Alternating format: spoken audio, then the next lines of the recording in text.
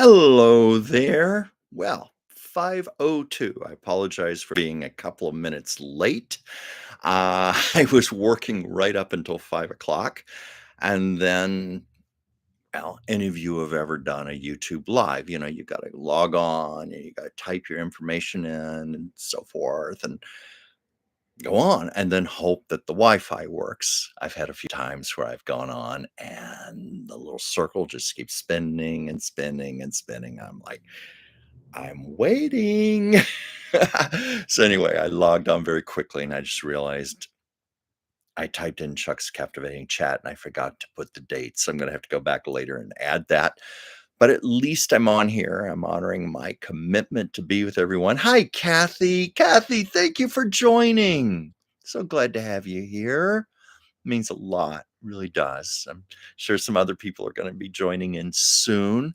Um, I have been really busy today, and it's actually, uh, I think, a testament to my personal growth that I can go on here with no preparation and do a show.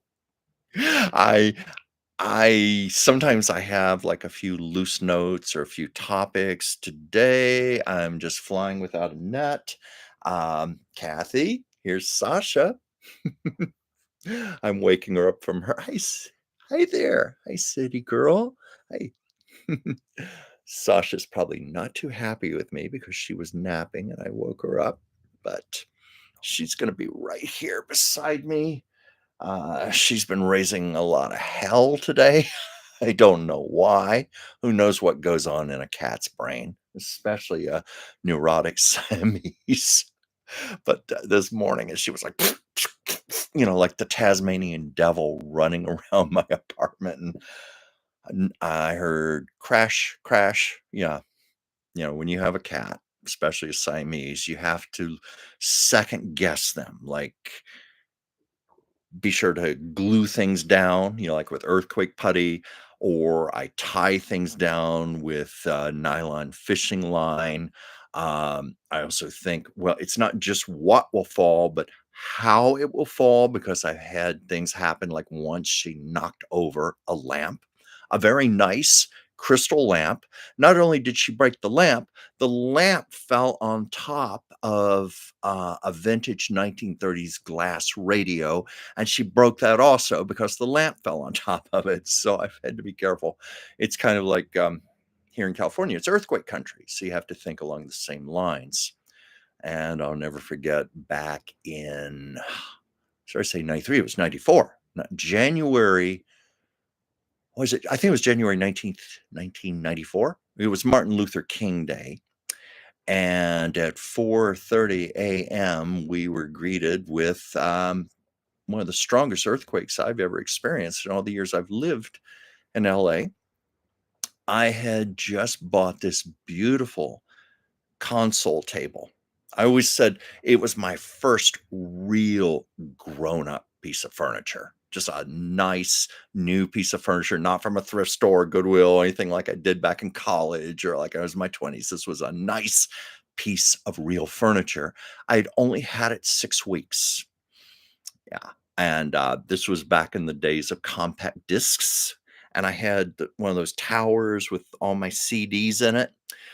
Well, I wasn't thinking about positioning, and when the earthquake struck, all of those CDs flew out like bullets, like whap, whap, whap, whap, right on my beautiful new table, putting all these dents and scratches and chips into it, and I was so ah, heartsick over it, and of course, that was one of the worst earthquakes I've been in. I wasn't harmed, but it was the electricity was out, and because that there was no electricity, and it was dark at 4:30 in the morning, I couldn't see how much damage there was until the sun came up, and then I saw broken glass, pictures that had fallen off the wall, other lamps that had fallen over, that type of thing, no huge loss, but my beautiful new table, and I wasn't thinking about the compact discs, so I've always been very mindful of how things fall, And frankly, it's more for my cat than for any earthquake. There's not a day she is not into something, trying to like, she's up on my fireplace mantle trying to push things off, or I hear her in the kitchen, or, uh, one night, I was awakened to the sound of crash, crash, crash, crash. Went into the kitchen, I found her. She had learned how to open one of the cabinets up, and I caught her in the act, sticking her paw in there and pulling out cans and throwing them onto the floor. You know, that's one of the problems with Siamese. They're basically the border collies of felines. Very, very intelligent, and because they're so intelligent, they get bored easily. So they're always curious, they're always investigating, they're always, "Well, what will happen if I push this can over and throw it 6 feet onto the floor? What will happen? Will it explode? Maybe there's food in there for me." I don't know what her logic is. But last night was just, it was a weird evening. Um, I couldn't sleep. And when I say I could not sleep, I literally was wide awake all night. And finally, it was about 6:30 this morning. I usually, because I work from home, I work on my own schedule, and I will confess that many times I don't get up till about, gosh, I don't get up till about 9 a.m. Uh, or so, because I'm a night person. I stay up late. I'm always working. I'm always working on pieces of artwork, writing projects, doing things for Whimsy as her assistant, you name it. It's common for me to be working on things till 2 or 3 in the morning. I've always been that way since I was a little kid. When I was 6 years old in the 1st grade, parents will make a kid that age go to bed early, and I'd be wide awake till, like, 1 in the morning. My body clock has always been nocturnal, and because I am an artist, a creative person, I just get that second wind, usually about 1 in the morning. So, anyway, I normally sleep in about 9 or so, but it was about 6:30 this morning, I just realized I wasn't going to go to sleep. This just was not gonna happen.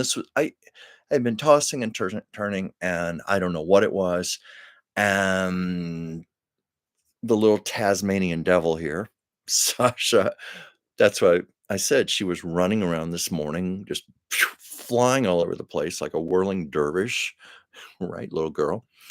And I don't know, I think there was some sort of energy. I don't know if it was astrological, anything going on, because 'cause I've had that happen before. I'm very sensitive, and I'm very empathetic to energy. When there's anything going on like that, I've had sleepless nights, and I've talked to other people who've said the same thing. And, without going into politics, I promise, we all know what's going on right now in the world, in our nation, in the world. There's just a lot of people very rattled, frightened, feeling. I've had people say they feel traumatized right now, without going into specifics. And apparently, this is going on not just in America, Canada, Mexico, the world. And I've had psychics tell me that the collective consciousness of energy is a very real thing. And those of us who are sensitive and empathetic, when there's many millions of people going through something around the planet, we tend to pick up on it, hence sleepless nights. I have a very dear friend. In fact, she's been on the show, Anastasia Pavlov. She's the same way as me.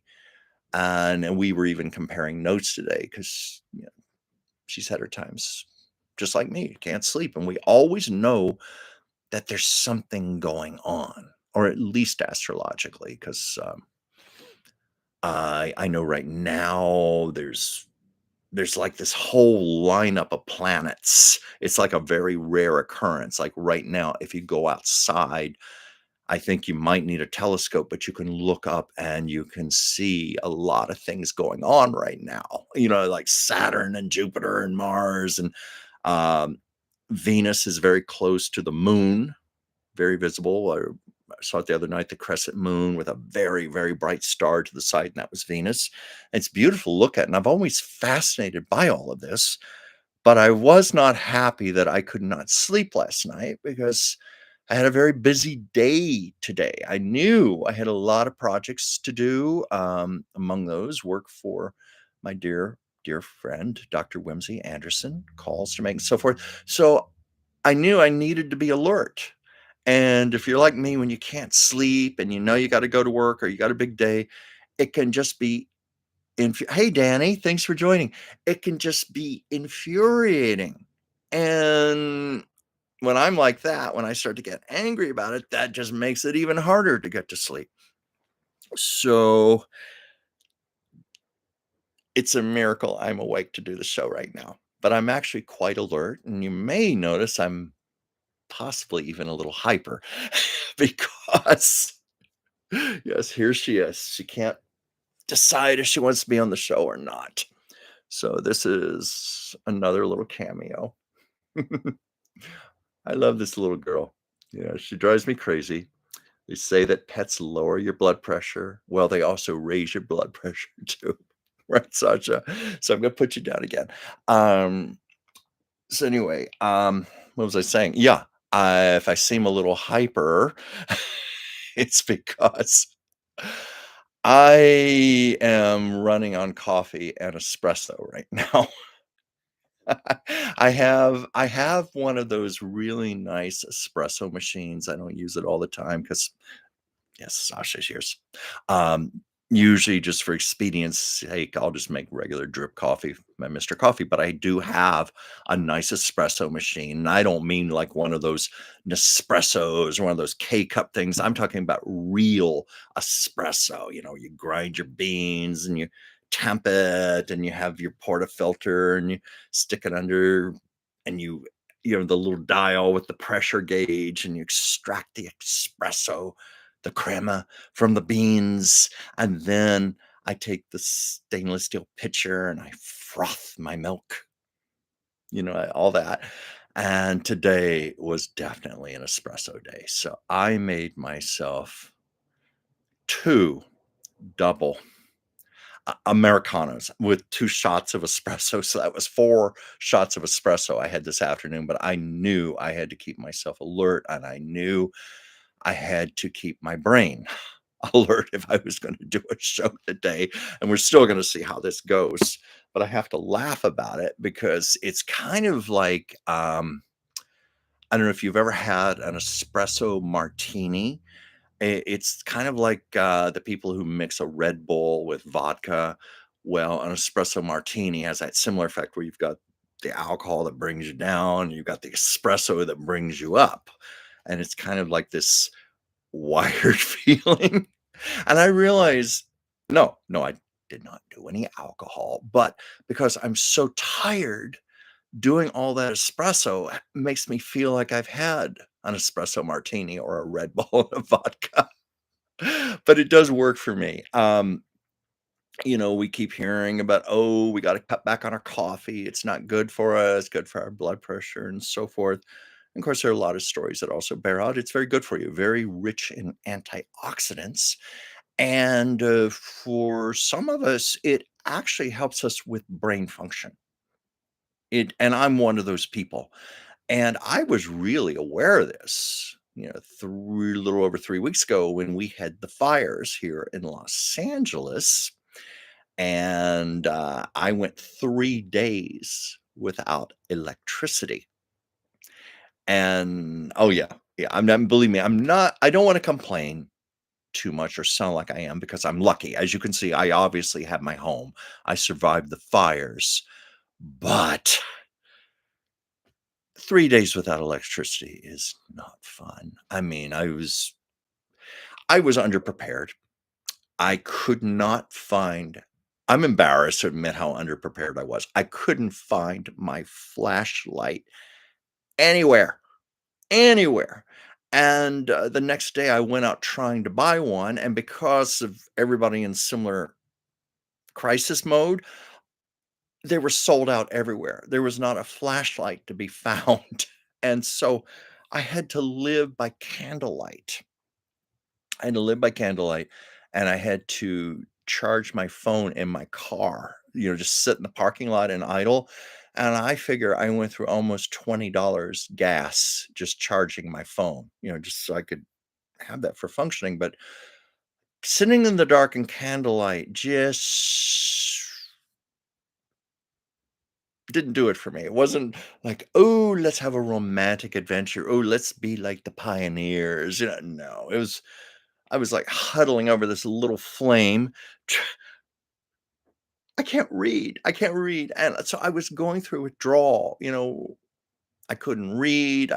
Didn't want to surf on my phone or anything because I didn't want to run my battery down. I had no internet, computer, anything like that. So it's quite a lesson in withdrawal. You get sometimes we don't think we're so addicted to things until they get abruptly taken away from us. So it's a wake up. What I really found, how much I missed my coffee. I really missed my coffee so much. And I noticed right off the bat the brain fog I was going through because, like I said, it stimulates my brain. It helps me to function. I'm one of those people who do very, very well on coffee. Coffee's a natural for many of us, like myself, it's a natural mood elevator and enhances memory, concentration. So when I had that taken away from me, it was not good. And I'm somewhat, yeah, it probably sounds like I'm being really, really cheap, but I believe in principle. And we have a Starbucks within walking distance of where I live. And I went in there. I thought, I got to have coffee until I saw it was $5 for a cup. $5 for a cup of coffee. Yes, of course, I can afford $5 for a cup of coffee, but it's the frigging principle. For something I can make a whole pot of for 30 cents, I don't gotta pay $5. I was like, no, I'm not doing it. I'm just not doing it. So I went without.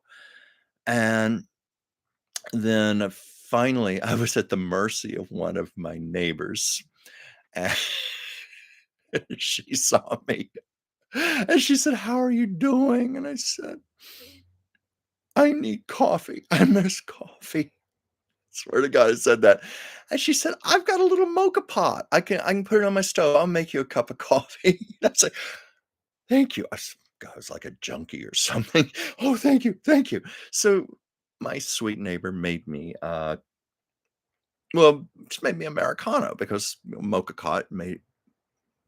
pot. She made espresso and hot water. And I swear, as soon as I took some sips from that, it was like da da da da da da da da da. I came back to life again. Oh, I haven't even looked at my comments here. Let's see. Yeah, Danny, it was 3 days without electricity. So the internet is my coffee for me. Yeah, that's what I mean. That's what I was saying.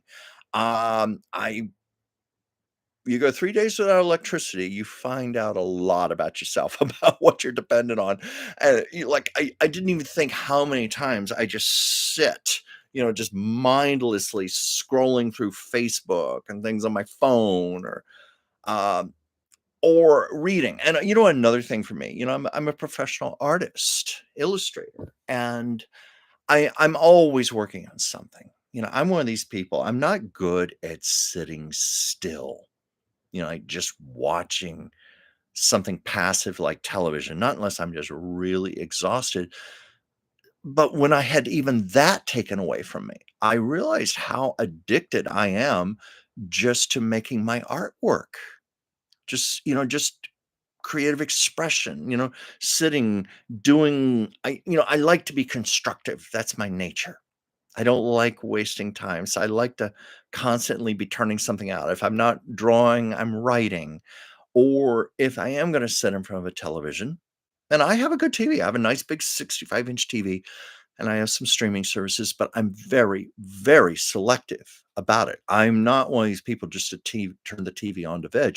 If I'm gonna watch TV, it's going to be to watch a good movie or a documentary, something of substance.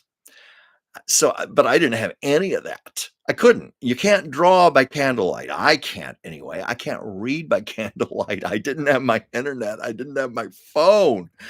I didn't have my coffee. It was I was a mess. I'm laughing about it now. Um, but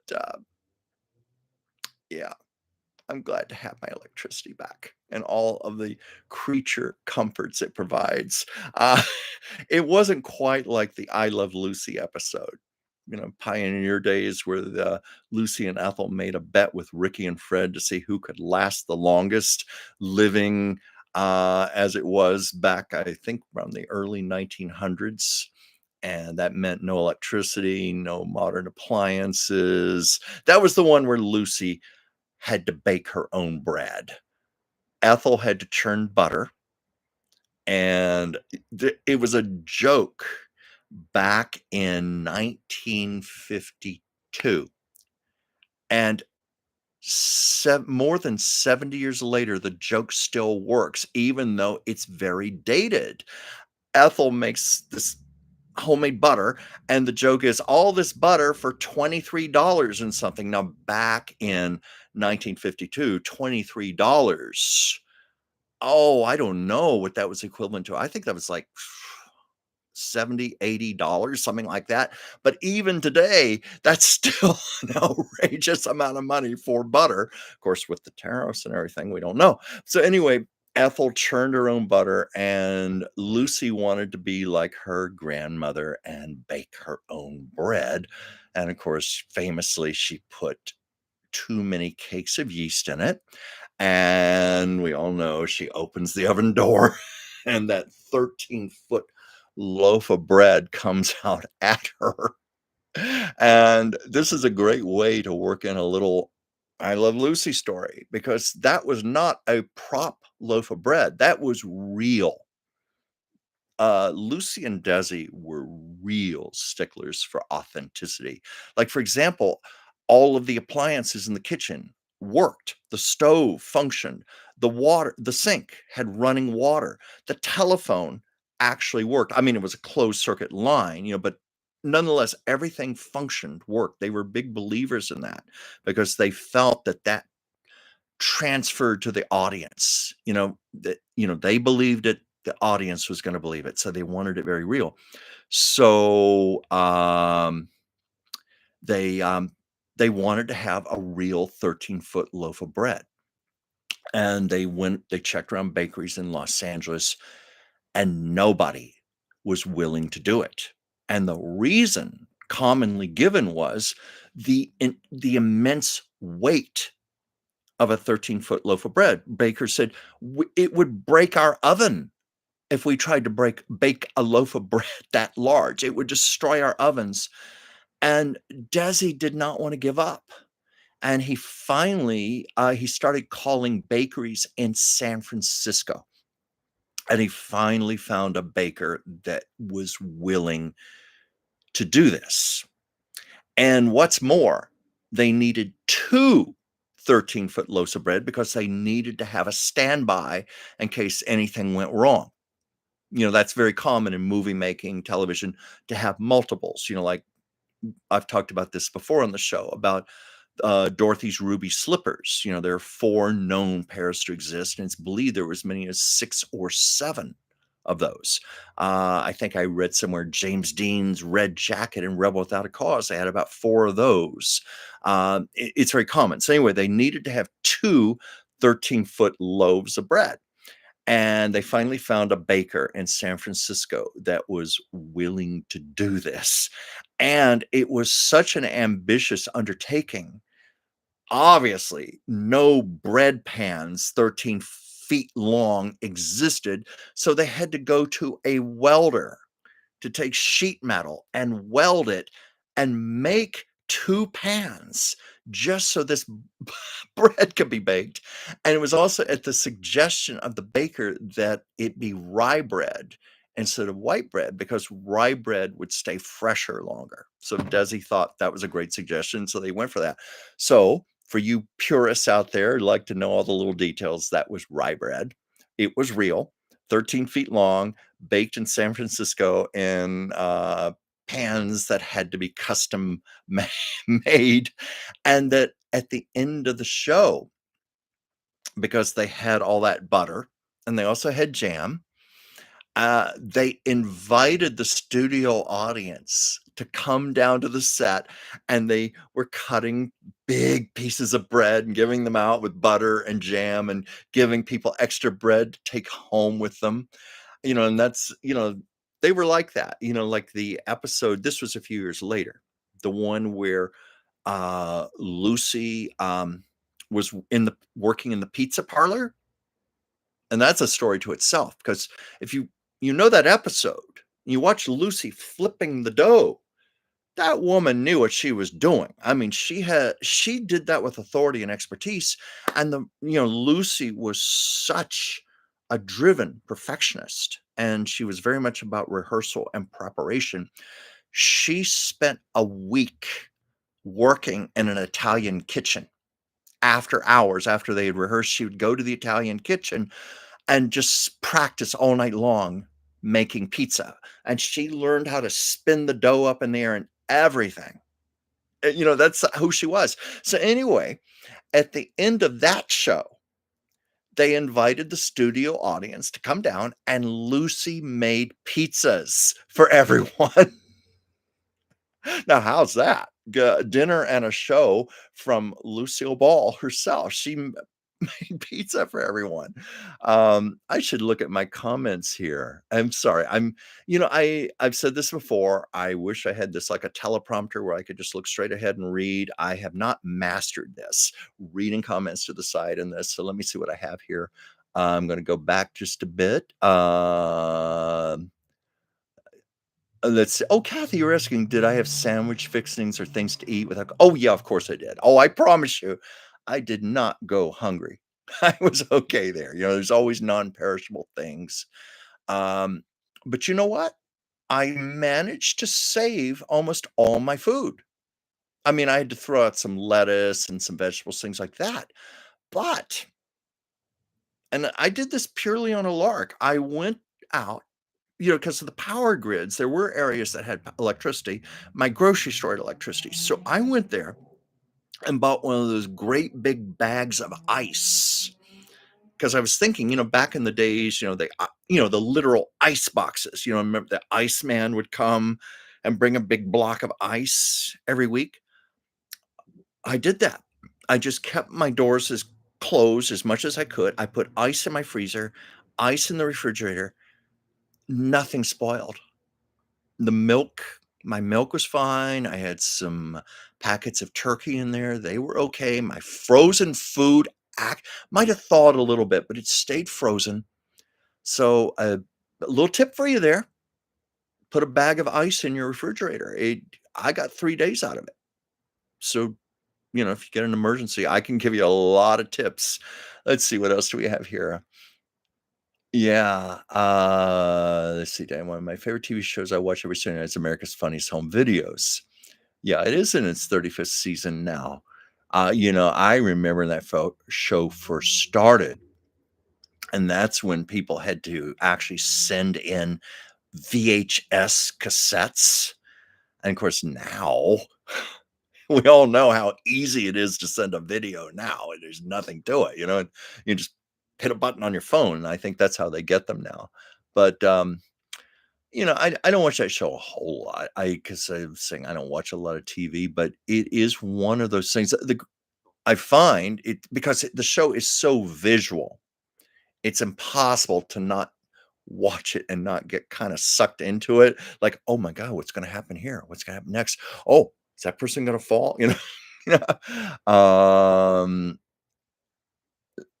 Oh, yeah, yeah, that's right, it's, like a game show. Yeah, yeah, where they submit the videos for prizes. In fact, you're reminding me, a friend of mine, from back east in Virginia, her granddaughter submitted a video, and she was one of the winning finalists, and, they came out here for the show, and I had a nice little visit and reunion. We hadn't seen each other in decades, and that was kinda cute. That came as a result of that. Let's see. Oh, hi, Martha, and, Yeah. Let's see. Owen Bode. Hey, Chuck, enjoy your Monday chats. Well, thank you. I hear you. I gotta have my coffee too. Martha, is it true Lucy had dark hair? Yes, absolutely true. There are if I'd known it was gonna be discussed today, I would have brought a photo. There are pictures of Lucy as a teenager, a young woman, where she had dark brown hair. Now, Lucy in her autobiography insisted that her hair was naturally auburn. She was discussing her transition to being a redhead, and she said, "Well, I always had red in my hair. It was auburn, but you look at black and white photos, she looked like a brunette." And it was during the very early 1930s. It was when Jean Harlow was big. And of course, Jean Harlow was famous for her platinum blonde hair. And there was a big fad for a few years in the early 30s for women to bleach their hair platinum blonde, which is like it's not white, contrary to popular belief, even though on black and white film it looks white, but it's a white blonde. And part of the process is to add a little bit of just a touch of blue in the rinse. So it's white with a little bit of blue sheen highlight. And that was very big. And Lucy was a platinum blonde in the early 30s. And she said, even then, it's like God wanted her to be a redhead, no matter what, because she said, I saw in an interview, she said it was very hard to keep her hair bleached that white blonde because for some reason it kept turning pink, like reddish pink. So it was like it was trying to be red all on its own. And I think when she was at RKO in the 30s, she softened it a bit to more of a natural looking blonde. And then there was a period in the 30s where late 30s where she went back to brunette. I forget, there's one or two movies where she is a brunette, and then she went back to blonde, and according to Lucy, it was even that was red because she insisted in her autobiography her hair was strawberry blonde, reddish strawberry blonde, and that's the color of her hair when she met Desi. And I've got some videos on my channel where I talk about when they met, when Desi was on Broadway, doing a Rodgers and Hart musical called Too Many Girls. And the movie rights were bought by RKO, and Lucy was going to star in it. And they brought some of the actors out to Hollywood from New York. And Desi was one of the actors they brought out to play one of the supporting roles. And they met through that. And the day they met, might as well tell it here. It's a great Lucy story, and it all ties in. Um, Lucy was filming a movie called Dance Girl Dance with Maureen O'Hara. And there was this scene being filmed that day. It was a raucous fight scene where she and Maureen O'Hara were like punching each other out and rolling on the floor and ripping their hair and their clothes, a cat fight, a female cat fight. And it was so raucous and there was such anticipation for it. They charged money and for people to come to see it, and then they gave the money to charity. But they actually charged people who wanted to come down to the soundstage to watch the fight of the century between Maureen O'Hara and Lucille Ball. And so anyway, as the scene progressed, Lucy's hair is all messed up and her clothes are ripped, and the makeup artist put a black eye on her. So she had a black eye, and it was during the lunch break. And Desi was there that day. It was his like first day, and he was going in the commissary. And someone pointed to Lucy and said, "Oh, Mr. Arnaz, that's Miss Ball. She's going to be the star of your movie." And Desi was like, he said, and this is in his autobiography, he said she looked like a $2 whore that had been punched in the face by her pimp. And he said, she's going to be the ingenue in the movie? And supposedly, Desi didn't look so great to himself that day. He was like wearing old clothes or something. And supposedly, Lucy saw him and said, "Ew." or something. So they weren't impressed. But here's the funny part of the story, and that's endearing. They were to meet later after lunch, some like 2, 3 o'clock that afternoon for the first music rehearsal because, it was Too Many Girls was a musical. So they were going to meet, the concert, I mean, the rehearsal pianist was going to be there. And Lucy had fixed her, redone her makeup and she fixed her hair real nice. And according to Desi, she was wearing a really beautiful, sexy, tight yellow sweater. She looked gorgeous, and Desi didn't even realize that that was the same Lucy he had seen earlier at lunch, and there are witnesses who bear this out, like Ann Miller, Van Johnson, they all tell the same stories. There were plenty of witnesses. He said, "What a hunk of woman!" And this is true also. Ann Miller and Van Johnson both love to tell this. They said Lucy and Desi, they were like sparks. It was like instant chemistry. Everybody felt it. It was like lightning, like two soulmates finding each other, really seeing each other for the first time. Everybody was aware of it. Everybody could feel it. And Desi ended up asking her out on a date. He used the pickup line, "Do you know how to rumba, Lucille?"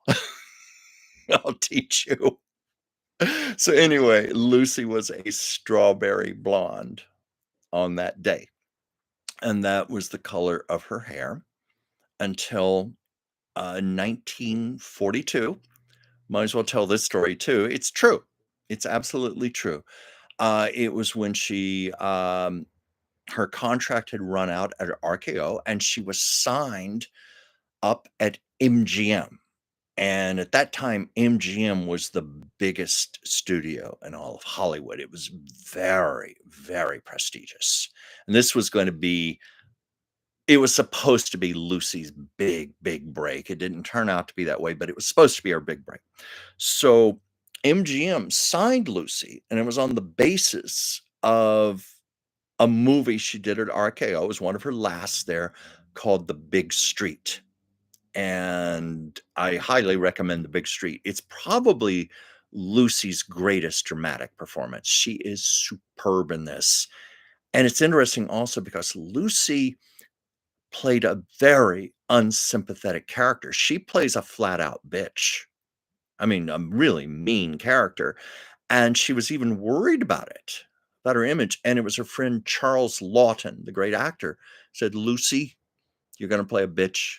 Play the biggest bitch there ever was. Commit to the role." And also, it was a role that her dear friend Carol Lombard helped her to get. And of course, Carol was soon afterwards killed in a plane crash. And Lucy very much wanted to make her friend Carol, her spirit, be very proud of her. And she gave her heart and soul to that role. And it got the notice of MGM, and they wanted to sign her. And of course, MGM was known for their big Technicolor movie musicals. And when she arrived at MGM, they wanted to give Lucy a new image. They wanted to reinvent her. And it was the head of hairstyling, Sidney Gilleroff, who said, "We're going to make you a redhead." And, because her beautiful blue eyes, her her very fair skin, the red lips, everything. I mean, he just knew it was going to be stunning on her. So he said, "We're going to make you a redhead." And Lucy was actually not too enthusiastic about this. She wrote in her autobiography, um, "If I had to do it over again, I probably would have refused. I would have stood up for myself and said, 'No, I don't want you doing this to me.'" But she said at the time she didn't want to make waves. She knew how lucky she was to get that contract at MGM. She didn't want to do anything to jeopardize it. And she figured, well, I better do what they tell me. So it wasn't done by Sidney Gilleroff as much as he liked to claim. Sidney Gilleroff, a friend of mine helped him ghostwrite his autobiography, and he made a lot of outrageous claims in that book. Like he claimed he was the one who personally made Lucy a redhead. No, he supervised, but the actual job was done at a salon on the Sunset Strip, and it was a woman named Irma Cusley.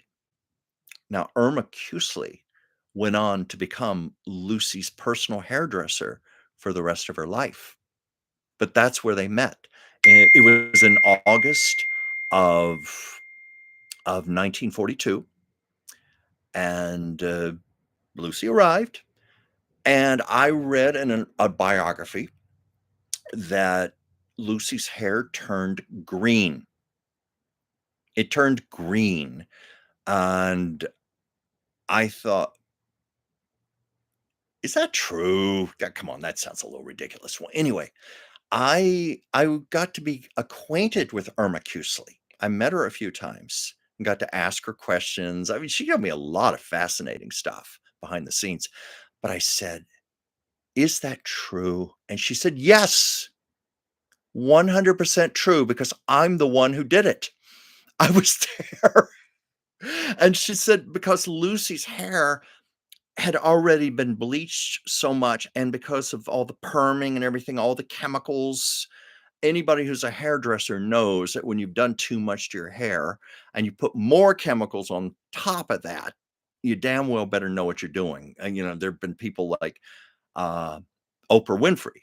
Oprah Winfrey said, she had twice she went bald because she was sent to hairdressers when she was a newscaster who did not know how to do an African American woman's hair, how to treat it, and she went bald twice. Well, Irma was a very good hairdresser, but nonetheless, Lucy's hair turned green, and Irma told me it took 5 hours to fix Lucy's hair to make her a redhead, and she said Lucy was so upset, and she was so mad, and she was crying, and she was angry, and Irma said, "Oh, Lucy was swearing a blue streak." Her hair was green. To get it red, they had to go through all that, and she was swearing a blue streak. That was Irma's big joke out of that, but Irma said by the time they got her hair done, Lucy just grabbed her purse, paid, and just ran. She wanted out of there. It was a traumatic experience the first time Lucy became a redhead. It was like a birthing process, like a very difficult birth. The most famous redhead in the world, that's how it happened. And also, when Lucy was first made a redhead, it wasn't it was toned down a lot in later years, but this was in the '40s, the Technicolor musical, so her hair was like, as Lucy said in her book, she said, "My hair looked like a piece of fruit that you'd pick off a tree." And the official color was, it was like a tangerine red or something. It was very, very bright. And Lucy said she hated it. She was horrified.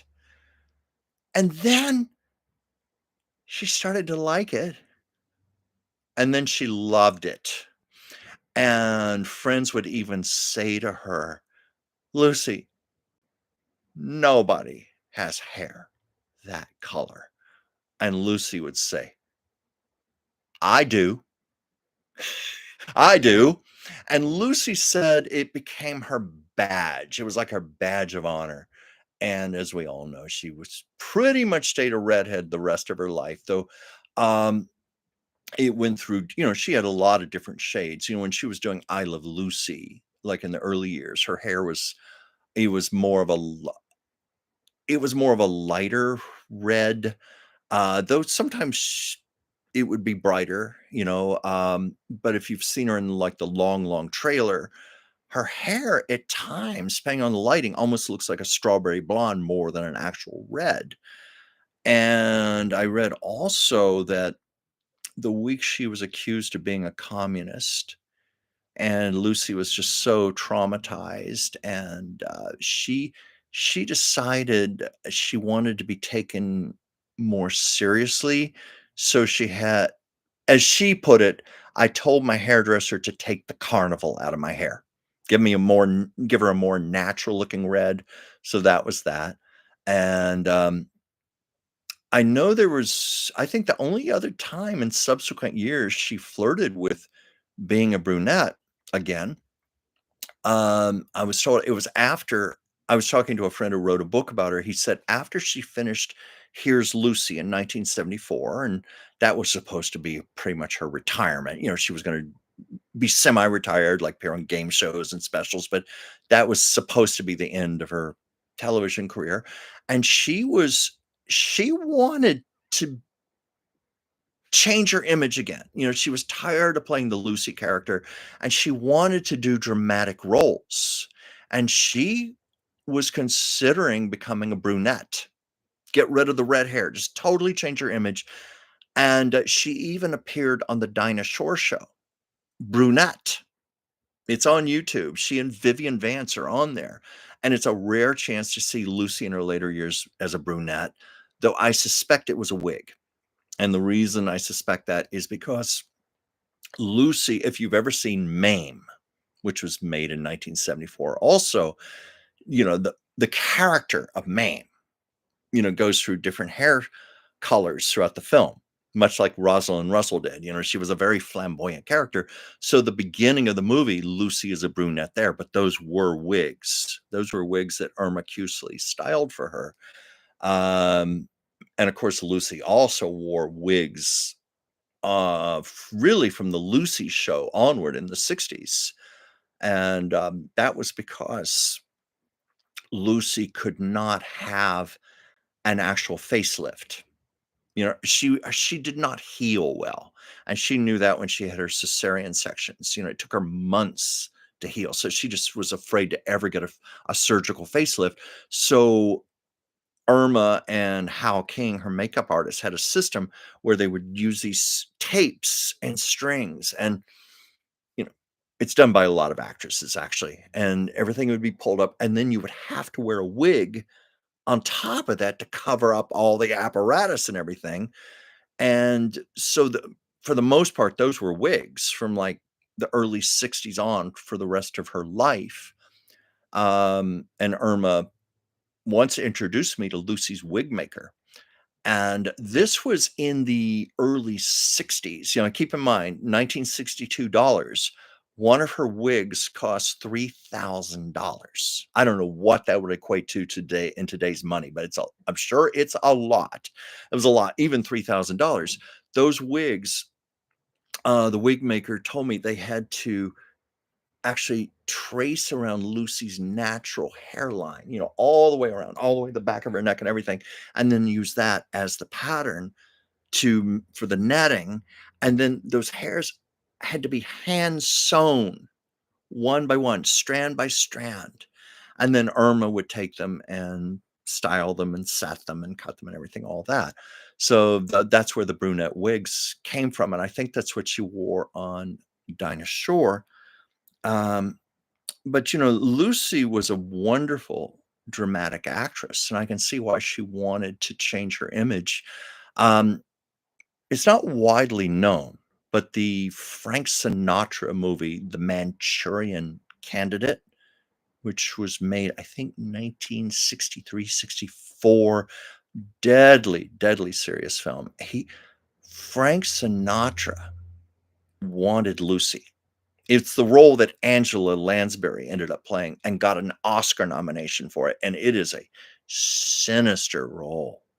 And Frank Sinatra knew Lucy privately, so he knew how she really was. No, no, no, Lucy was not a mean, sinister, bitchy woman, but she was very serious, and he knew she was a very good actress, and he knew she would have been extraordinary in that role.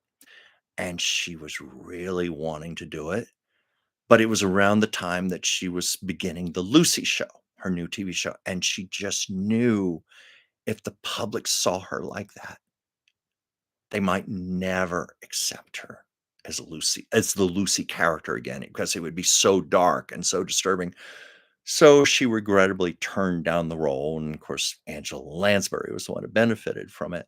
But I know that Lucy always wanted to be taken more seriously. She got typecast, the Lucy character, and it served her very well, and she served the character very well and played it off and on for 23 years, and did it better than anybody in the world, but it was a trap for her, for a woman who was supremely talented and had a lot more up her sleeve than that one character, and, but I've always felt that's what made the Lucy character so good because, just like Judy Garland, you had probably the greatest female singer who ever lived married with one of the greatest dramatic actresses ever. Judy Garland was an extraordinary actress. Well, in Lucy's case, you had one of the greatest dramatic actresses married to the greatest comedian who ever lived. And Lucy brought those depths to the Lucy character. Like when she was doing that really outrageous, over the top comedy, the reason it endures and resonates with people is because Lucy approached it as a serious actress would approach it, not as a comedian, as an actress. So she brought the emotion, she brought the depth, all those dimensions were underneath the comedy. Because I think most people would agree when you watch Lucy Ricardo, you're seeing a three-dimensional flesh and blood woman. You're not seeing a cartoon character.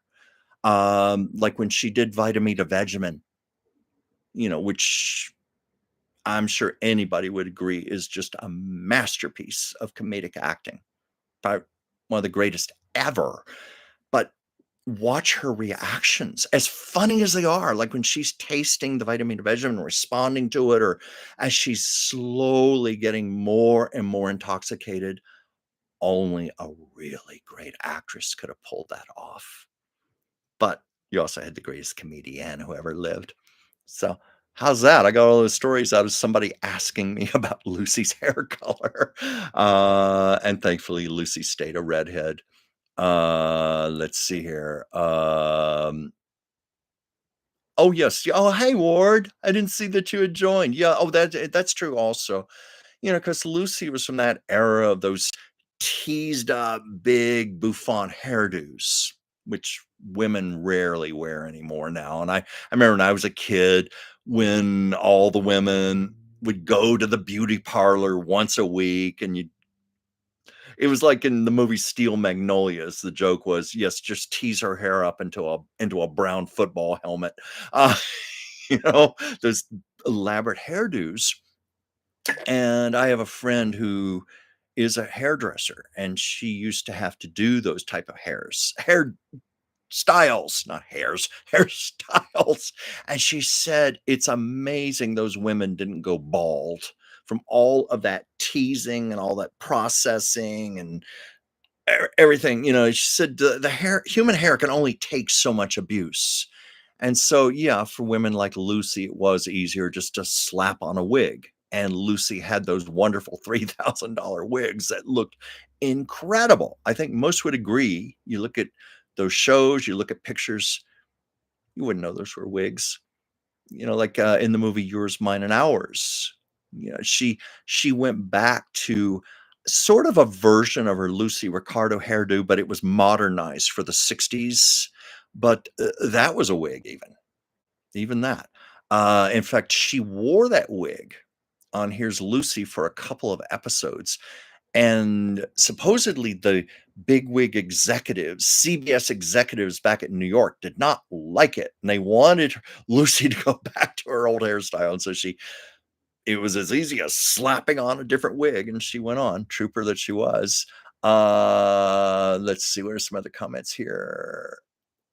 Well, that's true. She could keep going doing a show without waiting, and that's true. And this is another thing that Irma Cusley told me. She said they would, I remember I said earlier in the show about there being multiples of everything. They had multiple wigs for Lucy because, as you know from the show, she was always doing those elaborate stunts, or she was falling in water or getting hit in the face with a pie and all, anything like that. So Irma said they would just take the wig off, put a fresh wig on her, and she was ready to do the next scene. And, Lucy, it didn't really save her time because, at that point in her life, it took almost 2.5 hours to get her ready for a show because she had to have all those lifts put on and everything, and then they'd put the wig on. But it was also the makeup. Her makeup got much heavier, more elaborate, camouflage aging, and she had to have body makeup, like, on her arms and legs, which is a common thing done for actresses, it wasn't just her, but it was a lot of preparation. But I was reading Mary Tyler Moore, and she was doing the Dick Van Dyke Show. Being a younger woman, she didn't have to go through all that, but she just resented really resented having to spend like 2 hours getting her hair done before the show. She hated that because it took away time where she could actually be out rehearsing and polishing and perfecting her performance and working with Dick Van Dyke and the others. So I don't know if you know this, the like from season 3 on, wasn't all the episodes. Some of those Marys, it's her real hair, but she wore wigs a lot on the Dick Van Dyke Show, and even on the Mary Tyler Moore Show. She alternated more. She would wore real hair a lot on there, but she would wear wigs on there also because it was just a great step saver, so you didn't lose time in rehearsal just sitting in the hairdressing chair.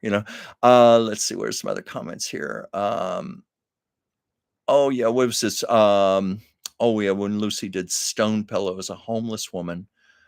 Yeah. Yeah, and she was very good in that. The movie isn't so great. I think it's still on Amazon Prime. I think that's where I watched it about a year ago. I've seen it. I remember when it first originally aired. I thought the movie wasn't that much, but Lucy really committed to her performance, and she was damn good. I mean, she was believable as a homeless woman on the streets. But, that took a lot out of her, because the movie was set in the wintertime, and for some messed up reason, their shooting schedule was in the dead of summer in New York when it was, like, 90 degrees. So here was Lucy she was, like, 73, 74 at the time, and she was having to wear all these heavy coats and sweaters in 90-degree weather. She got seriously dehydrated and had to be hospitalized, and some feel her health never really recovered. But yeah, I remember the reviews were very mixed. There were just some who just did not want to see her playing a character like that. And also a lot of audiences balked at it. No, we don't want to see Lucy as a homeless woman in the streets, looking the way she looked. She had like long, snarled gray hair and old ratty clothes. And also it was a rare time, Lucy with no makeup, and this was a woman who was meticulous about her appearance, and Lucy worried greatly about aging. That's why she took all those measures about the facelifts and the tapes and everything. It was Lucy had been a glamorous actress in the 30s and 40s. She had started out as a dress model. She was a beautiful woman, and let's face it, it's hard for all of us to get older. So it was a very brave thing for Lucy to just no lifts, no makeup. She just let herself look awful on purpose because it served the character. And that was brave of her. Brave of her. And I think Lucy said that was actually an appeal to it, that she wouldn't have to go through all that makeup and stuff. She could actually just be herself. So yeah, let's see here. Um, what was that, Martha? My favorite was the eating of the chocolates passing by. Oh, yes, of course, that's like I think, second only to the Vita Vegemite episode. It's the most famous episode they ever did. And I told the story because here in Los Angeles, the chocolate dipping booth at the farmer's market on Fairfax Avenue, just behind the Grove Shopping Mall and CBS, is still there. And Bob Carroll Jr. and Madeline Davis, who were two of the three writers, with Jess Oppenheimer, They were at CBS that day, and they went to the farmer's market to get lunch, and they were trying to come up, "What are we gonna do with Lucy this week? We gotta come up with a story," and they see a chocolate dipper in the window, right, doing the things with the chocolate, dipping them and putting them to the side one after the other. A light bulb went off over the heads of Bob and Madeline, and we know where it went. And the booth is still there. And I've told this story. It was the 65th anniversary of I Love Lucy. I mean, the show is soon. I think it's in 2026. It will be celebrating its 75th anniversary. But on the 65th, I threw a small party here in this apartment. I gathered together my friends who were fellow I Love Lucy aficionados. And I had a 65th anniversary party for I Love Lucy. I mean, I actually made a cake with the heart, the I Love Lucy logo. I made cookies with hearts and I Love Lucy on them and everything. Served cocktails. I put red food dye in them. But to add special authenticity, I went to the farmer's market chocolate booth and bought chocolates from the booth that inspired the episode. And I even had a little silver tray that my late friend Bart Andrews had. Lucille Ball had given it to him as a Christmas gift, and it's engraved Love, Lucy, and Gary. So I have the tray now, sterling silver. That thing tarnishes so bad. Sterling silver is hard to take care of. But anyway, I spent forever buffing and polishing that thing up, get it nice and shiny. And I put the chocolates on there. And I am so proud of these chocolates because this is my special I Love Lucy party. And of course, I had I Love Lucy episodes on the TV. And one of my friends just immediately grabs a chocolate and pops it in her mouth. And I'm like, no, stop, stop. And she's, what are you talking about? I didn't tell my story about these are from the chocolate dipping booth at the farmer's market that inspired the episode. I was so annoyed that she just went and grabbed a chocolate before I could tell my story. But that was a lot of fun, um, because I Love Lucy had just come out on Blu-ray, and on the Blu-ray, they have the original opening and closing credits and all the commercials. So 9 PM, 65 years to the moment, I had the episode on as it aired October 15th, 1951, commercials and everything. I was proud of that. Um, but, I've got another story I can tell, but I just wanna see here, where's some of the other comments here? Um, well, I better answer some questions, maybe I'll tell the other one, but did she really eat raw egg? I haven't heard that. Eating raw egg? No, I've never heard that. I know that it was, recently up for discussion on social media about the episode where she was pregnant and she was having cravings. Of course, they were making it very comical, and she sent Ricky out to get her ice cream with chocolate fudge syrup and then sardines put on top of that. And the question was, did Lucy really eat ice cream with sardines? Well, no. Um, what Lucy knew how revolting that was. Plus, she was pregnant on top of that. So she had to think what would look good on camera and be believable. And she was always mashed potatoes and gravy. So that's what she ate. She ate mashed potatoes and gravy with the sardines. And she said she still threw up after they finished filming because those sardines, it was just gross. There was no way around it. But she was very much about her art and her comedy. But Goddess Val, I'm not sure with a story about eating raw egg. Maybe you can tell me more about that. Let's see. Danny saying women should never have plastic cosmetic surgery unless it's medically necessary.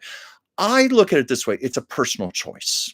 We have a right to do whatever we want with our own bodies, and I have had friends who have had cosmetic surgery, and they've loved it. One friend, she said it makes her happy, it helps her self-esteem, she feels good.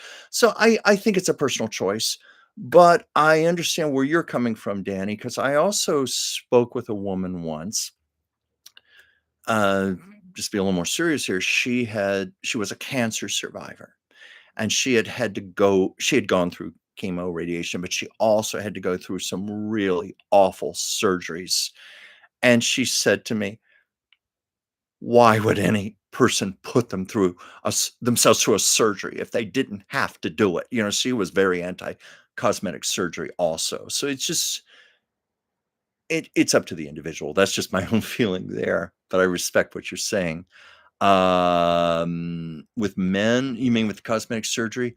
Well, it depends on how it's done, because I live out here in LA where I have personally witnessed all kinds of cosmetic surgery, good, bad, and ugly, and I've seen some bad.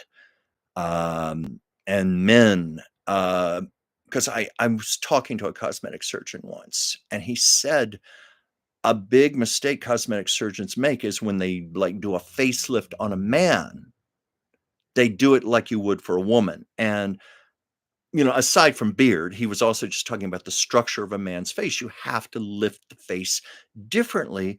Otherwise, you're going to feminize the man's face and it's going to look really weird. Same thing with eyelids, nose jobs. So he specialized in that. He said if it's done right, it works, but it can be overdone. This cosmetic surgeon I spoke to said he believed in discretion, like leaving things alone. Like if you had like lines under your eyes or things, forehead, he would leave things like that alone. His objective was not necessarily to make a person look younger, but just to make them look rested and healthy. And he said that's what goes cosmetic surgery should be. But I've seen some women, when I worked in the health industry in West Hollywood, oh my God, there were some women who just looked, honestly, they looked ghoulish. Like, it's creepy. And I find it rarely makes anyone look younger. It just makes them look different, like a little pulled, a little stretched, but that's about it. Anyway, didn't mean to get off on a tangent there. Um, oh, yeah, both your parents' 70s last year. Well, congratulations. That's wonderful. You're lucky you still have them. My parents passed away quite a number of years ago. My mother died 2003 and my father 2009. Um, yeah, Cher. Yeah, she did trim her nose, but, she's also had some good work done, though, because 'cause I've never met her in person. I might feel differently, but when I see her on TV, she looks good. She looks like she might have lucked out and found some good doctors who knew what they were doing. Um, but I'd love to meet her.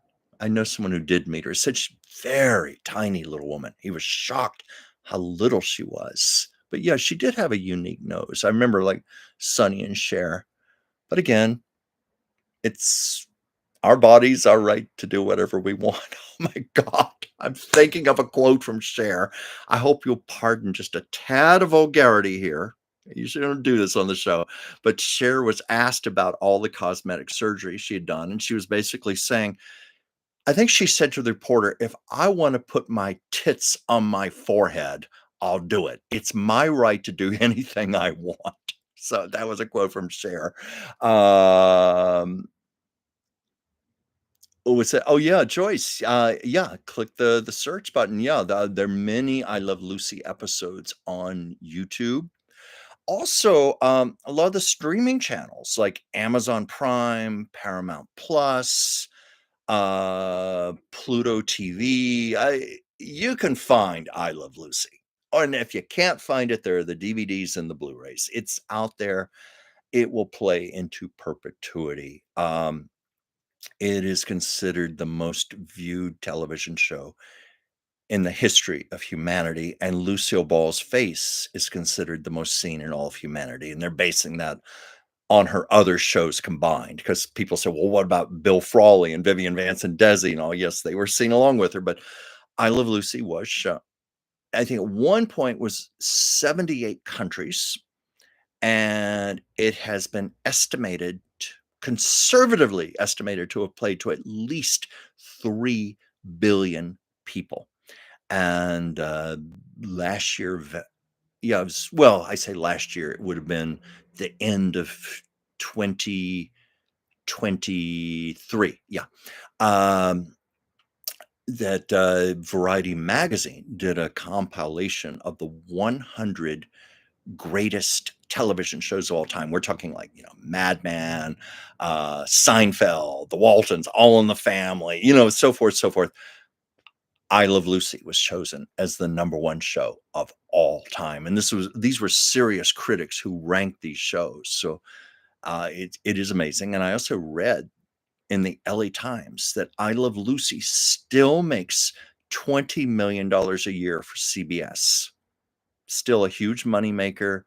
Uh, it'll live on forever, and it deserves to live on forever. And like I was saying at the beginning of the show, I talked to so many people, not going to politics here, but just what's going on right now.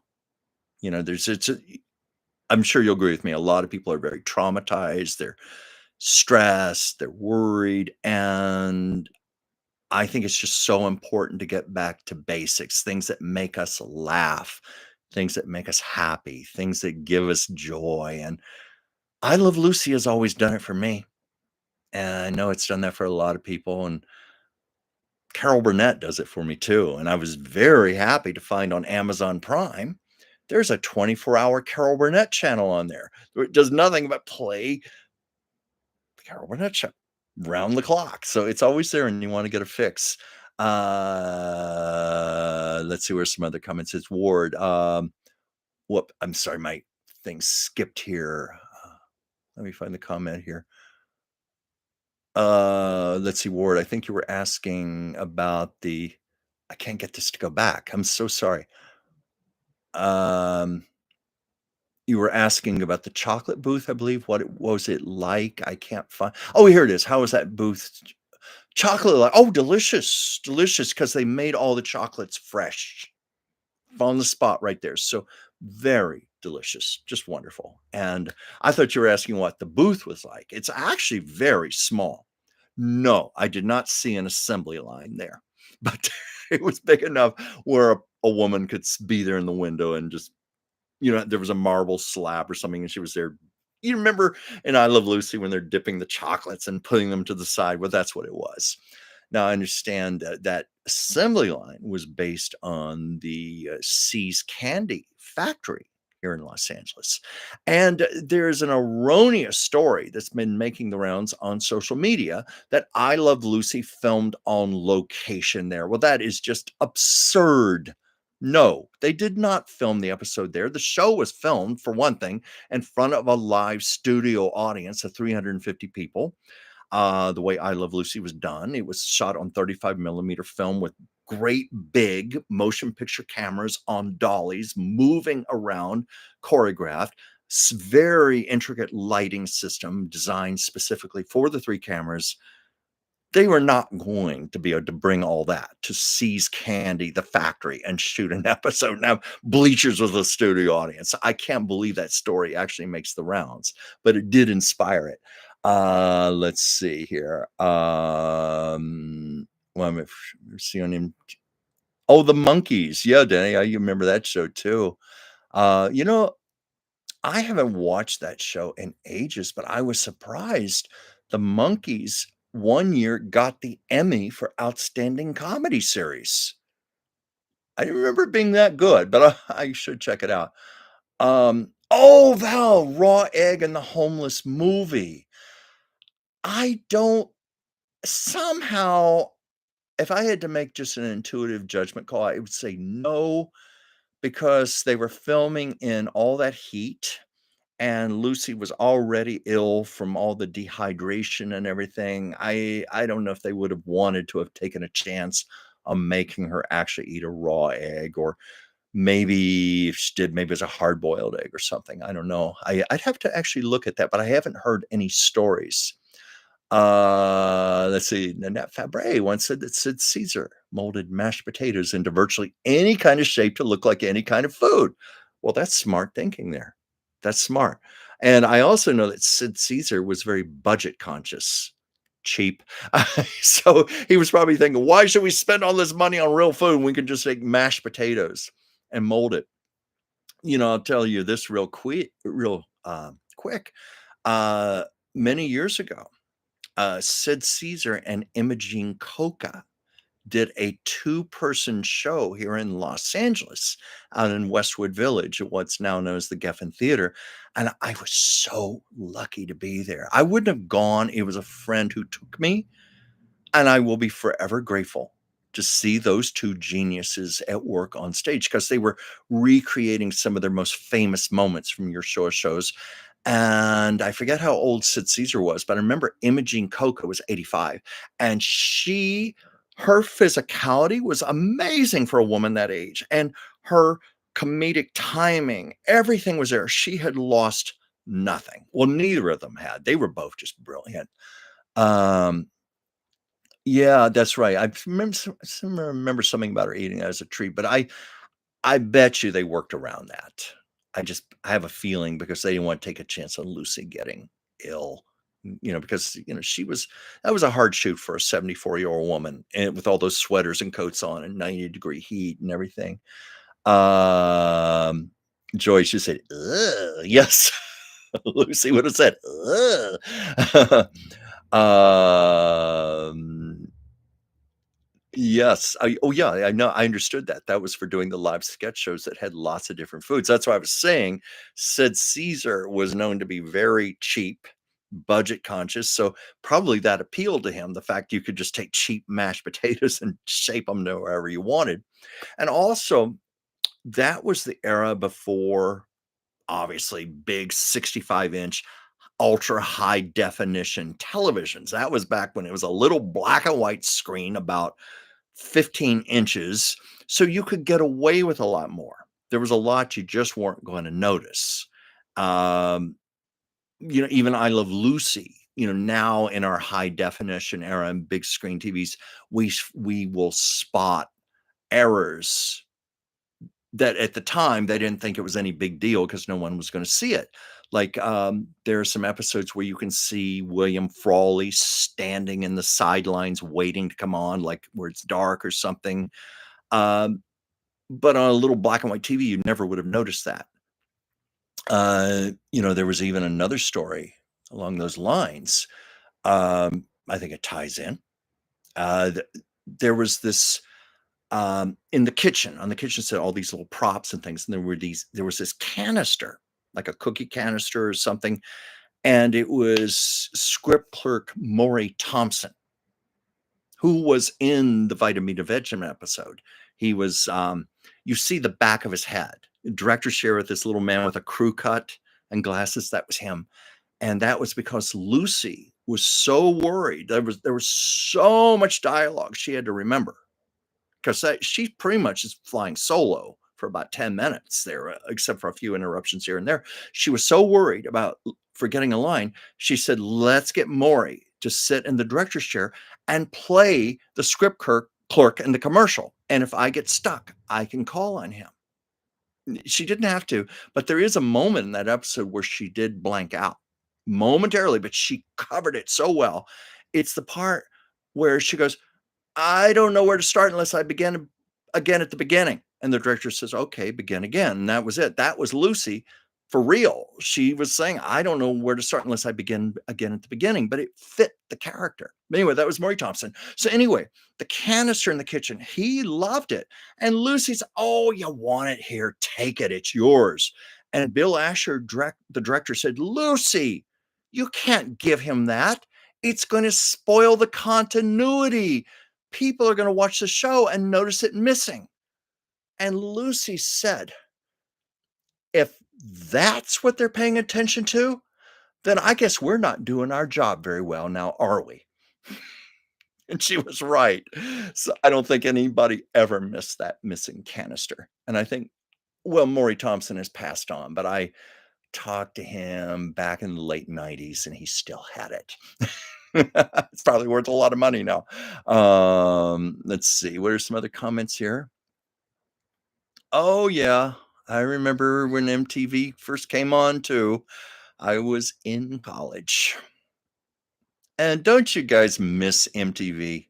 The old MTV? I wish that was still on. I don't even know when it stopped. I mean, I know it's MTV still exists, but it's a very I don't watch it, but it's supposed to be a very different channel now. It's not the videos anymore. And it was just so much fun. It was just such an 80s thing. It was such a part of our culture too. I think a lot of those are on YouTube. I should look them up. What was this? Joyce saying some stars have had plastic surgery don't even look like themselves anymore. Oh yeah. Oh yeah.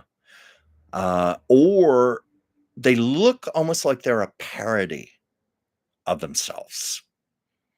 And sometimes when I see some older actresses who have had a lot of work done and one of their movies like from the 80s or 90s will pop up on TV, I can't help but think I'm looking at them at the age they now pretend to be.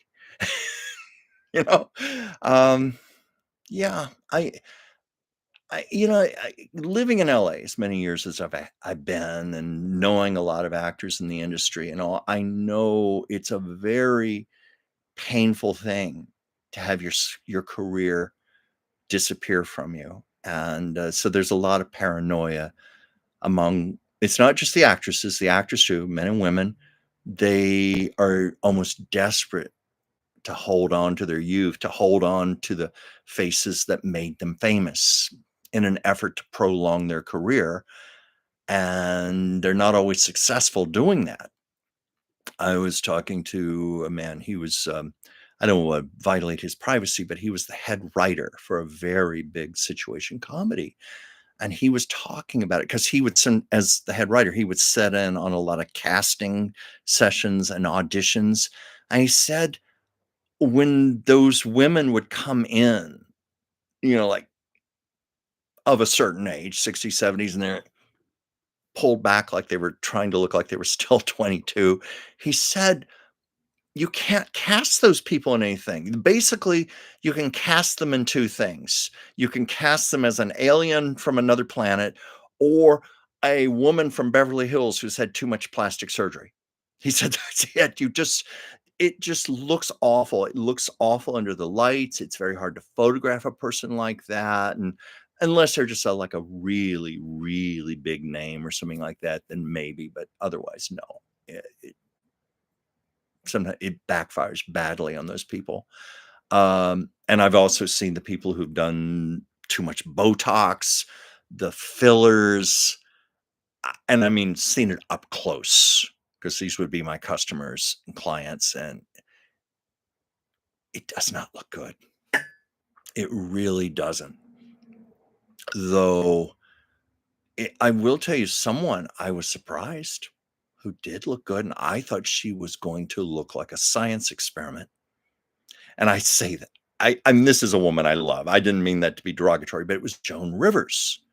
I thought I went to see her at a book signing because I had always wanted to meet her. I loved Joan Rivers, but nonetheless, lots and lots of cosmetic surgery. I mean, she built her act around it. She built her comedy around it. She certainly didn't hide it, but I thought she was going to look freaky when I saw her. And first of all, I want to say this, Joan was so warm and friendly, and she was beautiful with her fans. Beautiful. There must have been like 400 people in line. This was 5 weeks before she died. Fortunately, that throat procedure and it went wrong. But when I met her, she was 81. She had energy of a woman half her age. She was so vibrant and she loved her fans. She was so happy to be there. And she made a point of giving every single person attention. It was like a minute with each person, but she gave you a quality minute. You just didn't get just a signed book. You got a memory to take with you. Every person, she would insist that you come around the table and pull up a chair and sit down beside her. That woman had class. So, yes, I was within inches of her face. And I was struck by how pretty she looked. She had beautiful her skin was like porcelain.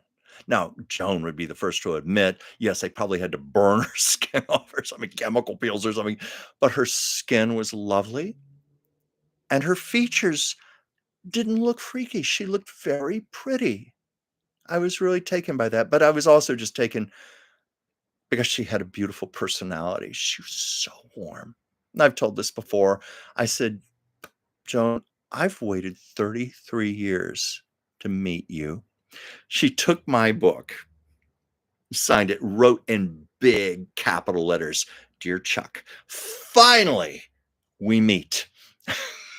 No, isn't that beautiful? And I have that with me always. Let's see here. See, I never know where the direction of this show is going to go. And it's because of you wonderful people out there. You give me prompts and I just happen to have stories to tell. Let's see. Oh, I lost my spot here. It's this skipped on me. Let me go back. Uh Oh, somehow I think Miss Parton would appreciate Cher's quote. "I've met Dolly Parton, and she looks fabulous in person also. Obviously, a lot of work, and she acknowledges it, but she looked beautiful, but she also had a beautiful personality.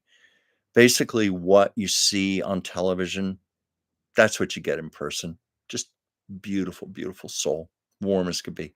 Let's see here. Ward, you got See's Candy in your area too? I think, yeah, they're all over the country, but this is where they originate from here in Los Angeles. They're quite famous here. Yeah, I knew that about the subway station for that, but a lot of that was also a recreated set on a soundstage because it had to be shot in front of a studio audience, and they also the lighting and everything, but they were able to cut it together. Yes, that's right. Only one of the monkeys survives now, Mickey Dolenz. Hey, South Bay bike rider. How you doing, Chuck? I'm doing good. How are you doing? Let's see. By the way, Miss Coca's paternal grandfather came from a very ancient Spanish noble family. The Fernandez de Cocas. I didn't know that. Coca being a very big castle. I know. Well, I learned something. I didn't know that. And got his face. Saw Imogene Coca and Blythe's spirit. Oh.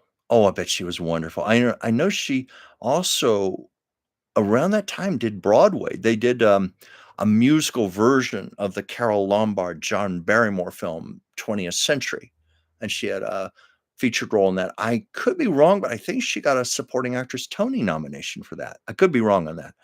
Um What was that?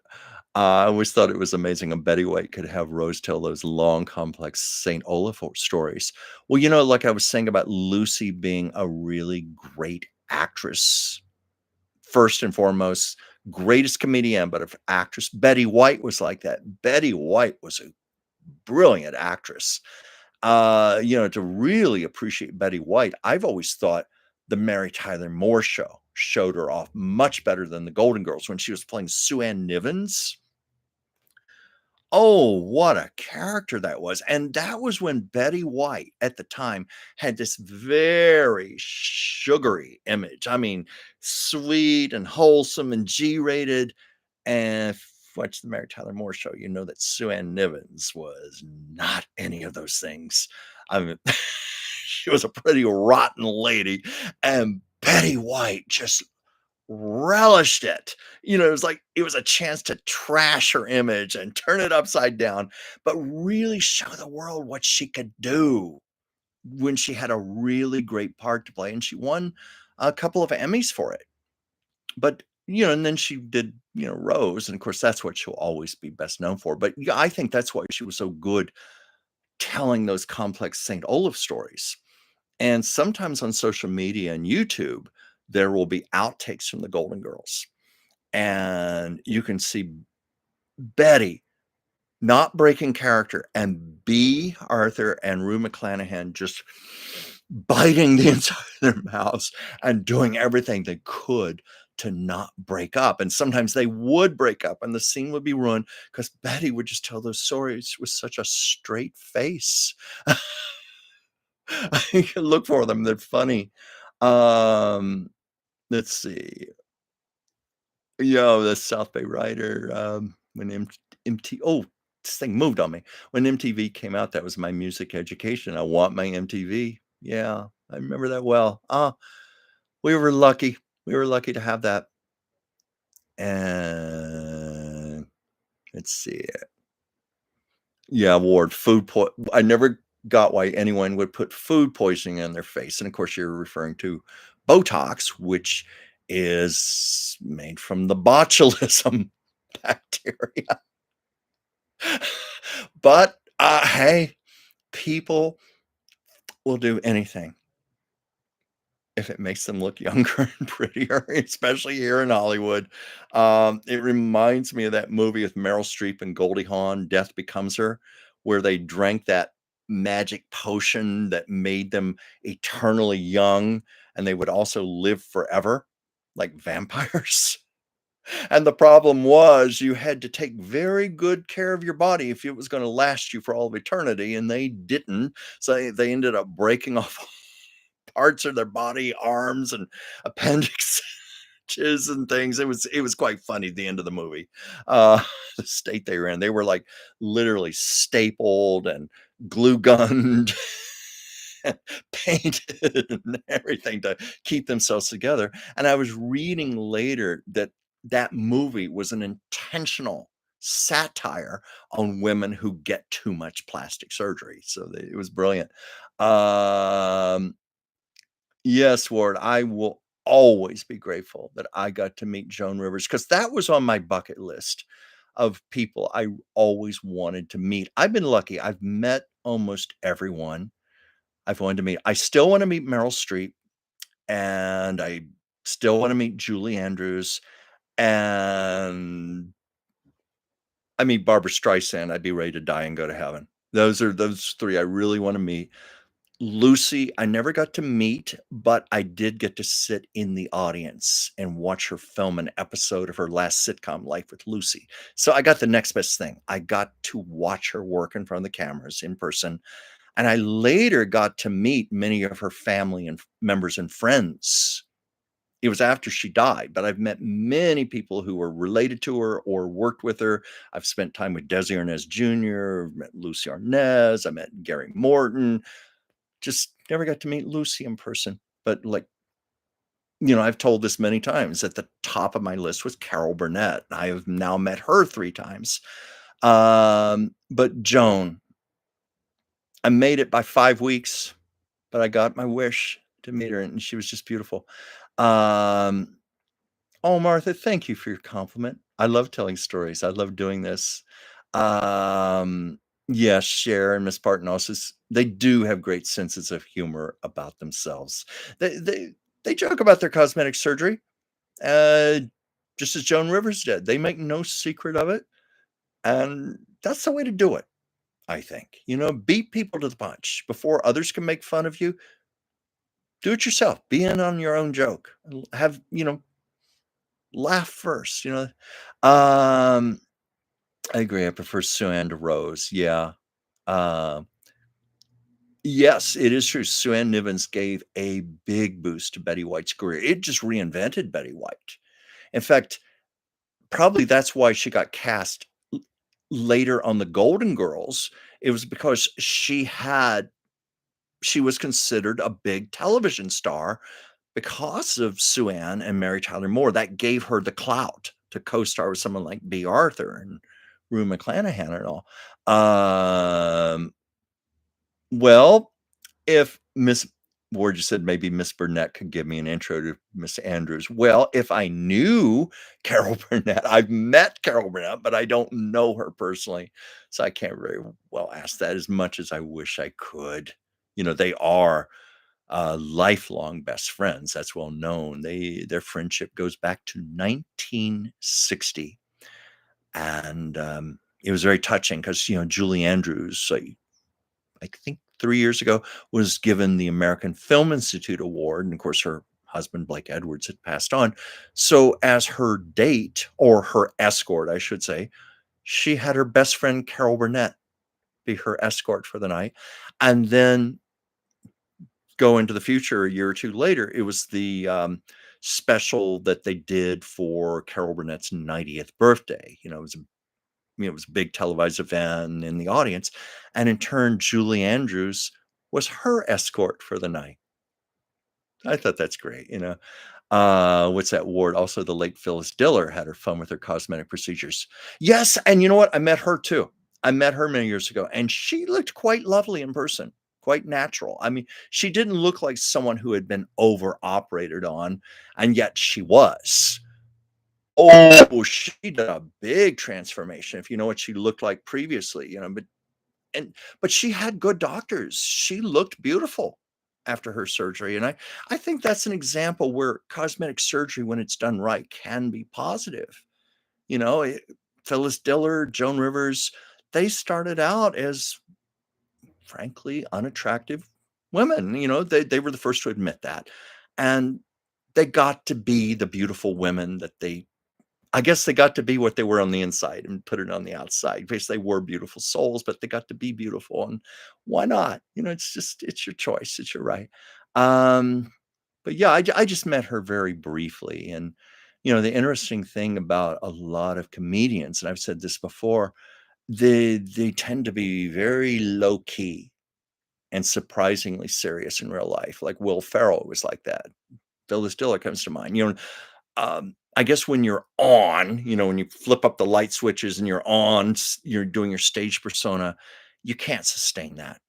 So it's easier to be low key in your real life. So anyway, oh my gosh, I've been on here over an hour and a half. I got to wrap this up. But I wanted to talk about something that I'm working on with my dear friend Pam. She has a channel called Pomona Remembers. She lives up north in Canada. Kind of appropriate right now. She and I, a Canadian and an American, would be collaborating on something with all that's been going on in the news. But again, I said I didn't want this to be about politics, but just an acknowledgement that a lot of people are very stressed right now, um, worried. And Pam and I thought, why don't we create something that will give some joy and some peace to people? She's a gifted artist. In fact, my friend Joyce Petrus knows her quite well also. We're all friends. Pam is a gifted artist. I mean, I just love what she does. You know, I'm an artist also, but a different kind of artist. Pam is one of the most creative people I've ever known. And lots of times we FaceTime and she shows me what she creates. And anyway, we thought it'd be wonderful to do a show where we talk about our art and our process. And then what we're hoping to do over coming weeks is get other people on the show who are artists and people who are actors and writers and musicians, you know, different people in the arts, just to talk about their process and what we want to do. Oh, yes, Joyce, thank you for watching us. You saw our first episode. Uh, I really appreciated that very much. But we thought it'd just be wonderful to talk about. We wanted to create like an oasis, a sanctuary that's free of politics, free of the news, where people can feel safe, and to just hopefully what we can do is inspire people to find their artistry, their passion, their joy within themselves. And yeah, Ward, creativity rocks. It's just one of my favorite things. Oh, yes, Martha. So I'm talking about we have done our first show, and I'm what I'm talking about right now. Um, we, you know, I was just thinking about how there are many ways to find your art. You see, I hear this all the time. Well, I can't draw. I can't paint. I have no talent. That doesn't matter. Anybody can make art. You can tear up pieces of paper in a magazine. You can make a collage. You can take some paint, make finger paints, make abstract art. You can take your phone and pursue photography, take pictures. But more than obvious art, maybe your art is cooking in the kitchen, preparing a beautiful meal, or maybe it's putting your hands in the dirt and working with your flowers or your vegetables in your garden. That's your art. It could be, oh yeah, Joyce, I'm going to tell that. It's on Pomona Remembers, but thank you for mentioning that. Um, It's whatever your art is, because it might be an accountant. My my niece is an accountant. She loves numbers. That's her art. Um, the wonderful Dr. Whimsy Anderson, I do her show on Tuesdays, Taco Tuesdays, Oracle of Whimsy, 8 p.m. Eastern, 5 p.m. Pacific. There's my little plug there. She is a naturopathic doctor, and she trained me to get my license as a naturopathic doctor's assistant a few years ago. And I said, Whimsy, I don't know that I have the brains to learn this. This is overwhelming. And she said, Chuck, don't think of medicine as a science. Think of it as an art. It's an art. It really is. And she proceeded to show me the beauty of it, the synergy, what goes on in our body. It's almost like a beautiful symphony or poetry. You can find art in anything. So Pam and I hope to help people to find whatever their own art is, because we feel that is so important right now with everything going on, that we just find whatever gives us a sense of inner peace, creativity, makes us feel passionate. And also, because I'm a big believer in intuition, I believe that when we're in that place of artistry, we channel, we receive messages, we receive guidance. That's I believe that's where all genius comes from. It's channeled, and I believe that whatever we need to hear for ourselves, that we receive, and making art, whatever that may be, helps us to receive better. So anyway, that's our objective with what we're doing. And as Joyce graciously put on here, it's on her channel, Pomona Remembers. And if I knew how to put something on the screen here, I would do it. But Pomona Remembers. This is so primitive here. And then her other channel is Eli and Eden Creative. So Eli and Eden Creative is where we're going to have the show that I'm just talking about with artistry. Pomona Remembers, we are going to do more like spiritual readings, spiritual talks. We feel that's important. And we've already aired our first show. Joyce, you saw it. I hope you liked it. Maybe you can give me a little one sentence review there. I hope we did a good job. We had a lot of fun doing it. Pam and I are good friends, and we work really well together. And we had talked about doing this for some time, but right now seemed particularly relevant. Yes, and Ward, as you said, no accident that virtually every spice started out as a medicine. And that, because Whimsy is a naturopathic doctor, that was part of what she meant by the art of medicine, because she is an herbalist, and she gave me education there also. I used to help her when she lived here in LA. She lives in Portland now. We would get these bulk herbs, and as her assistant, I would have to put those in jars, and I'd have to make labels and put them on her shelf in alphabetical order. And then as we go along, she would teach me about the herbs. And it is an art. It really is. It's quite beautiful. Oh yes, and Ward, you said, by the way, Arlene Francis made collages after she had Alzheimer's.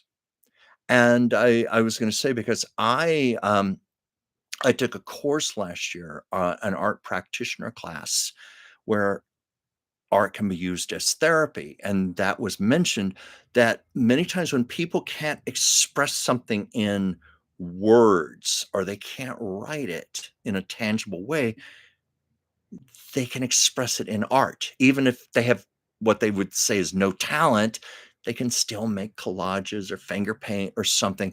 And you can express a lot of emotion and feelings that way. And it can be so therapeutic and so healing. And if I knew how to place a link here, I would do it. But that's why I wrote these down. This is how you can find them. Pomona Remembers.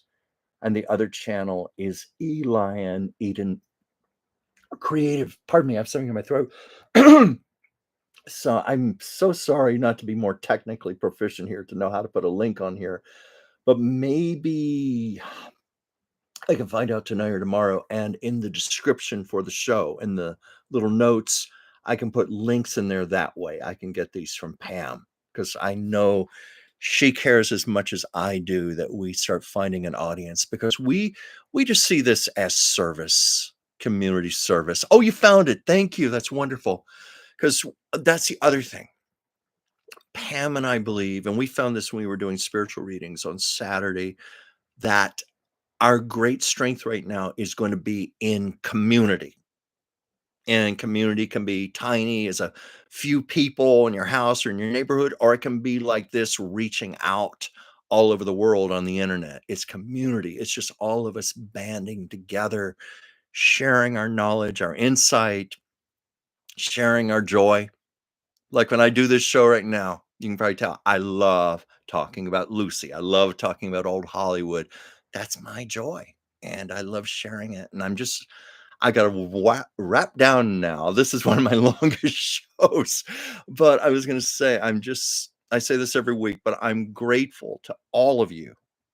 There's so many of you who come to me regularly every week. You're here to support me. And then there are people who watch the show after because it's recorded and it's all archived, and I get a lot more people that way.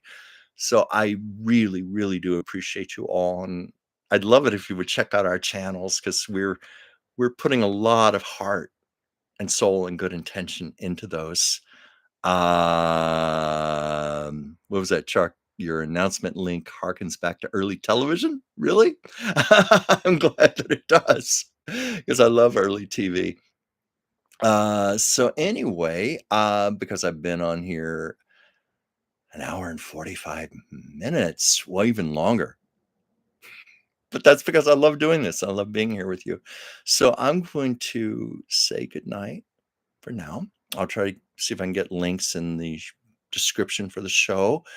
And Pam and I are just going to get to work making shows. This is one that we're recording in advance.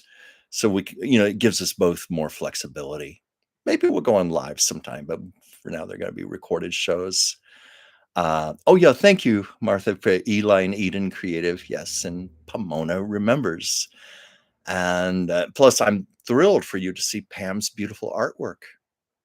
She's so talented, and she's a gifted intuitive, and it's just my honor to work with her.